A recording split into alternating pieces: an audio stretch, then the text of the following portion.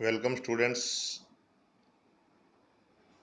मैंने आपके corporate accounting ABST first paper में बीकॉम पार्ट थर्ड में यूनिट फोर्थ का chapter accounts of companies in liquidation, समापन की स्थिति में कंपनियों के खाते, यह टॉपिक स्टार्ट किया था।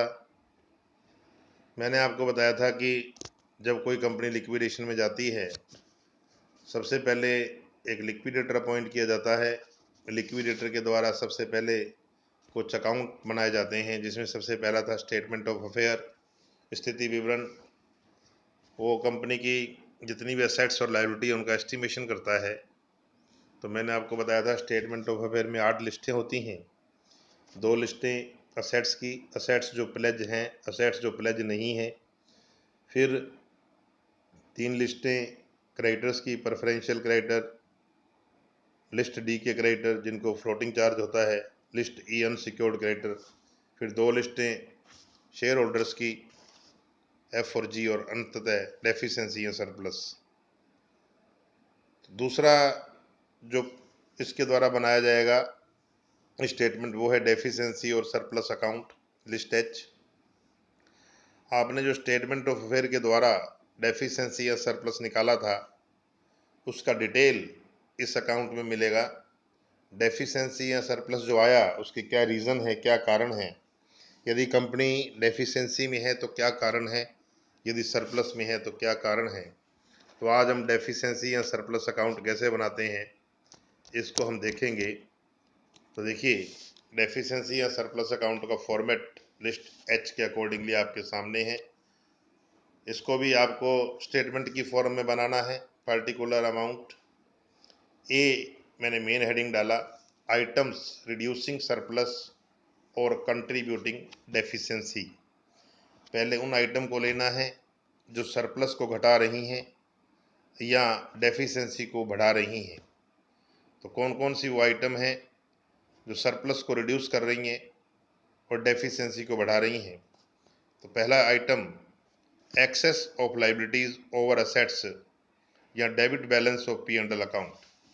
अपने को क्वेश्चन में एक कट ऑफ डेट दी होती है, उस कट ऑफ डेट को कंपनी का P&L अकाउंट का डेबिट बैलेंस क्या था, या उस समय की हम बैलेंस शीट बना के देख लेंगे क्या लाइबिलिटी का असेट्स पे अधिक के है, लाइबिलिटी ज़्यादा है, असेट्स कम है, तो P&L का डेबिट बैलेंस होगा। ये हमारी डेफिशिएंसी को कंट्रीब्यूट कर रही है। सेकंड, डिविडेंड या बोनस डिक्लेयर्ड, उस डेट के बाद जब कंपनी की फाइनेंशियल पोजीशन खराब होनी शुरू हो गई थी या कंपनी लॉस में जाना शुरू हो गई थी, उसके बाद यदि डिविडेंड या कोई बोनस डिक्लेयर किया गया है तो ये भी डेफिशिएंसी को बढ़ा रहा है। सेकंड रीजन ये है। थर्ड, ट्रेडिंग लॉसेज, कोई व्यापारिक हानियां हैं वो सारी लेंगे। फोर्थ, नॉन ट्रेडिंग लॉसेज, कोई गैर व्यापारिक हानियां हैं वो भी आएंगी, वो भी हमारी डेफिशिएंसी को बढ़ा रही हैं। रियलाइजेशन लॉसेज, जो किसी असेट्स को बेचने पर, वसूली पर यदि कोई नुकसान होता है तो वो भी हमारी डेफिशिएंसी को बढ़ा रहा है। और अदर लॉसेज, अन्य कोई हानियां हैं, जैसे कोई हमने बिल डिस्काउंट करवाया, डिसऑनर हो गए, तो वो भी हमारी हानि है। तो अन्य किसी प्रकार की कोई हानि है तो वो भी हमारी डेफिशिएंसी को कंट्रीब्यूट कर देगी। तो ये होगा total a. Then b, items contributing surplus और रिड्यूसिंग डेफिशिएंसी, वो आइटम जो सरप्लस को बढ़ा रही हैं या डेफिशिएंसी को घटा रही हैं। तो इसका उल्टा आएगा ऊपर जो आपने आइटम लिखी हैं। सबसे पहले excess of assets over liability या credit balance of P&L account या balance of reserve and surplus. तो जो आपकी कट ऑफ डेट है, जिस डेट के बाद कंपनी की स्थिति बिगड़नी प्रारंभ हुई, कंपनी घाटे में जानी शुरू हुई, उस डेट को क्या असेट्स का लाइबिलिटी पर एक्सेस था, या P&L का क्रेडिट बैलेंस पड़ा था, या कोई रिजर्व बैलेंस, रिजर्व के सरप्लस के बैलेंस थे, तो ये इधर आएंगे। फिर ट्रेडिंग प्रॉफिट्स, उधर ट्रेडिंग लॉस है, इधर ट्रेडिंग प्रॉफिट्स आएंगे। Non realisation profits, sorry, realisation profits, non trading profits और अदर प्रॉफिट्स। तो सारी आइटम उधर से रिवर्स हैं ये। तो ये सारी आइटम वो हैं जो आपकी डेफिशिएंसी को रिड्यूस कर रही हैं या सरप्लस को बढ़ा रही हैं। ये टोटल बी हो जाएगा। ए में से बी लेस करेंगे तो ये आएगी deficiency as per list H, वही आएगा जो आपने स्टेटमेंट ऑफ अफेयर में निकाला। ये उसका डिटेल है कि जो हमारी डेफिशिएंसी आई उसके कारण ये हैं। अब जो हमने क्वेश्चन नंबर 1 किया था उसी में ये डेफिशिएंसी या सरप्लस अकाउंट बना के देखेंगे। तो देखिए इसमें स्टेटमेंट ऑफ अफेयर हमने बना लिया था। एक नीचे पैराग्राफ दिया हुआ था वो मैं पढ़ रहा हूँ पहले। इसमें कहता है कि 31 मार्च 11 यानी on 31 March 11 the share capital of the company stood at the same figure as it was on 31 March 16, यानी 31 मार्च 11 को कंपनी की अंश पूंजी उन्हीं अंकों पर थी जिन पर वो 31 मार्च 16 को थी। उस तिथि को 1,30,000 रुपये का सामान्य संचय भी था, यानी 31 मार्च 11 को जनरल रिजर्व का बैलेंस पड़ा था 1,30,000। तो मैंने अभी जो आपको डेफिशिएंसी या सरप्लस अकाउंट का फॉर्मेट बताया, तो आपको बताया था कि कट ऑफ डेट होगी, तो इसमें वो कट ऑफ डेट 31 मार्च 11 है, यानी इसके बाद इसका मतलब स्थिति खराब होनी शुरू हुई। उस दिन या तो हमारे पास P&L का डेबिट बैलेंस होगा या P&L का क्रेडिट बैलेंस होगा या जनरल रिजर्व का बैलेंस होगा। तो इसमें जनरल रिजर्व का बैलेंस दिया हुआ है 1,30,000। फिर आगे ये कहता है in the year 11-12 the profit of the company amounted to rupees 1,70,000। 11-12 में कंपनी को लाभ भी हुआ 1,70,000। 11 के बाद जो भी कारण है, चाहे वो डेफिशिएंसी को बढ़ा रहे हैं घटा रहे हैं, सभी इस अकाउंट में आएंगे। तो ये हमारी डेफिशिएंसी को रिड्यूस कर रहा है, ये ट्रेडिंग प्रॉफिट है। But after that the company suffered continuous losses and since then the total trading losses suffered by the company amounted rupees 9,34,000। ये कह रहे हैं कि उसके बाद कंपनी को लगातार हानियाँ हुई और उसके बाद 9,34,000 रुपये के ट्रेडिंग लॉस हुए। तो ये डेफिशिएंसी को कंट्रीब्यूट कर रहे हैं। Besides this the company also suffered A loss of speculative nature 1,82,000। इसके अलावा कंपनी को 1,82,000 सट्टे की प्रकृति का नुकसान भी हुआ, ये नॉन ट्रेडिंग लॉस है। और आगे ये कह रहा है कि in year 15-16 dividend on preference share at the rate of 6% per annum have been paid to 12-13 and on equity share at the rate of 10% up to 11-12। तो ये कहता है कि इसके अलावा कंपनी ने डिविडेंड भी पे किया है, प्रेफरेंस शेयर पर 6% और इक्विटी शेयर पर 10%।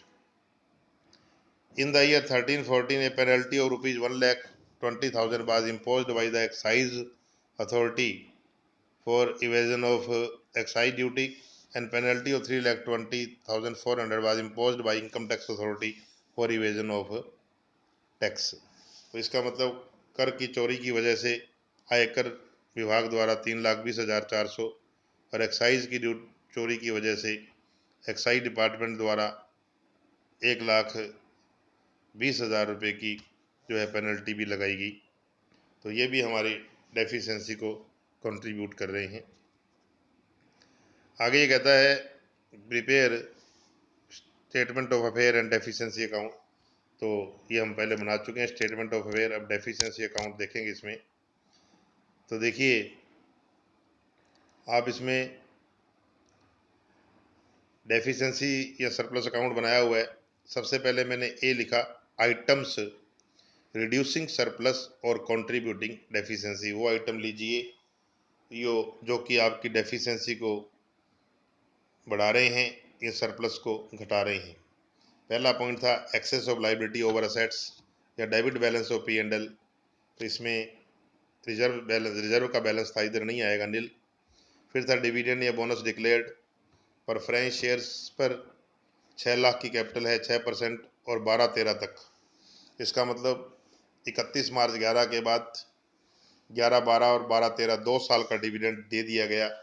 तो मैंने आपको बताया था डिविडेंड या बोनस डिक्लेयर किया गया है वो सब कट ऑफ डेट के बाद तो वो भी हमारी डेफिशिएंसी को कंट्रीब्यूट कर रहा है। तो 2 ईयर का प्रेफरेंशियल डिविडेंड डिक्लेयर किया गया जो नहीं देना चाहिए था। तो 6 लाख का 6% तो 2 ईयर का, और इक्विटी शेयर कैपिटल पर 1 साल का 3,92,000, क्योंकि 8,000 तो कॉल्स इन एरियर है। डिविडेंड हमेशा पेड अप कैपिटल पर दिया जाता है। तो 3,92,000 उस समय हमारी पेड अप कैपिटल थी 2011-12 में। तो 392 का 10% और 1 साल का 39,200, तो ये आ गया 39,200, और प्रेफरेंशियल कैपिटल पर 72,000।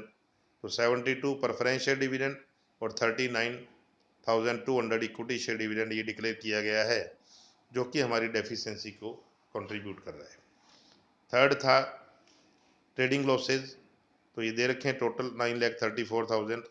फोर्थ नॉन ट्रेडिंग लॉसेज, इसमें एक तो स्पेकुलेटिव लॉस है 1,82,000 का, और एक पेनल्टीज है इनकम टैक्स और एक्साइज की 120 + 320 400, 4,40,400।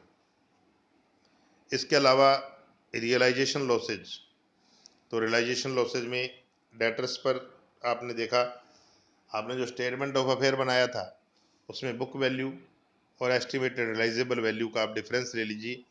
तो डेटर्स पर 50,000 रुपये का रियलाइजेशन लॉस है, प्लांट मशीनरी पर 60,000 का है, फिक्सर फिटिंग पर 8,000 का है, स्टॉक पर 40,000 का है, पेटेंट पर 50,000 का है। तो टोटल ये रियलाइजेशन लॉस हो गए 2,08,000। फिर अदर लॉसेज में बिल डिसऑनर्ड 30,000, तो टोटल कर लीजिए एक का ये हुआ 19,05,600।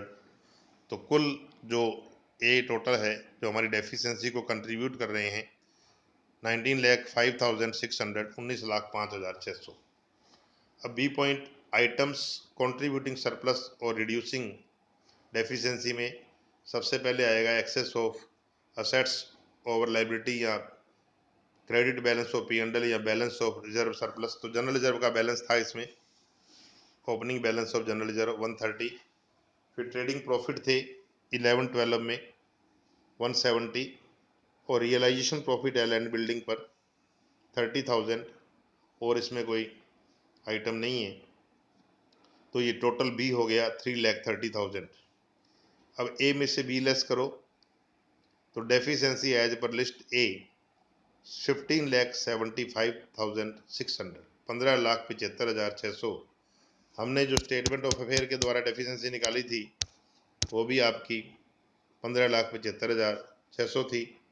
तो अब इस क्यों हुई ये 15,75,600 रुपये की डेफिशिएंसी, उसके रीज़न हमने देख लिए हैं, क्या क्या कारण थे डेफिशिएंसी के। तो ये है हमारा सेकंड फॉर्मेट, डेफिशिएंसी और सरप्लस अकाउंट। तो इसको आप अच्छे से रिपीट कीजिएगा, डेफिशिएंसी और सरप्लस अकाउंट को। तो क्वेश्चन 1 में आपको करवाई दिया है, तो क्वेश्चन 2 और 3 उनमें भी डेफिशिएंसी अकाउंट बना के रिवाइज कीजिएगा। इसको कोई प्रॉब्लम होगी तो नेक्स्ट टाइम डिस्कस करेंगे। Thank you very much.